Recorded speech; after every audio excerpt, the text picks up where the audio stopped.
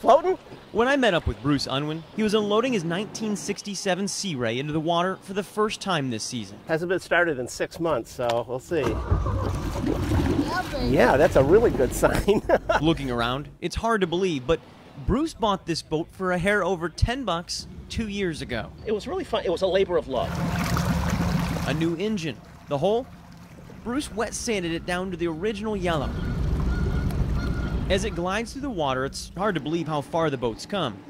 Then again, this boat isn't the real story here. Honoring my dad is the most important thing in my life.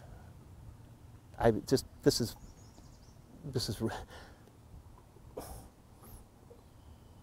it's a great tribute. Missing in action. It's the name Bruce gave this boat that bears his father's name, Second Lieutenant Clifford B. Unwin. He's the man you see here. Bruce's mother beside him. At just 21 years old, Unwin was the oldest man in his bombing crew. It was a giant fireball. Moments after his 14th bombing mission of the war, Unwin's B-24 bomber was shot down. The entire crew sucked out into the open sky some 1,500 feet above Germany. And about halfway down, he realized, he woke up. He was blown out of the plane and pulled his parachute. And he told me that a German Messerschmitt, circled his parachute and could have taken him out, but didn't. And then he literally landed in the town that he had just unleashed his payload on. Days later, this Western Union made it to the States. Unwin was officially missing in action. I can't even imagine that. So there were a bunch of kids that just got blown out of the sky. 9 men died. Unwin, the lone survivor. Eventually, a second telegram came.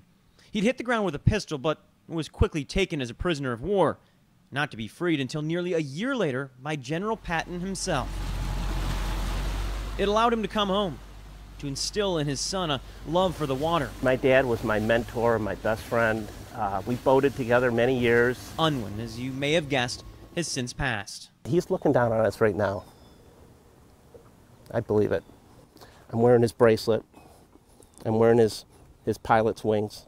And though his bracelet now lies on his son's wrist, his flag flies for him this Memorial Day, and all the other brave souls who made the greatest sacrifice, their lives, allowing the rest of us freedoms we know and cherish, even those as simple as riding a boat this Memorial Day.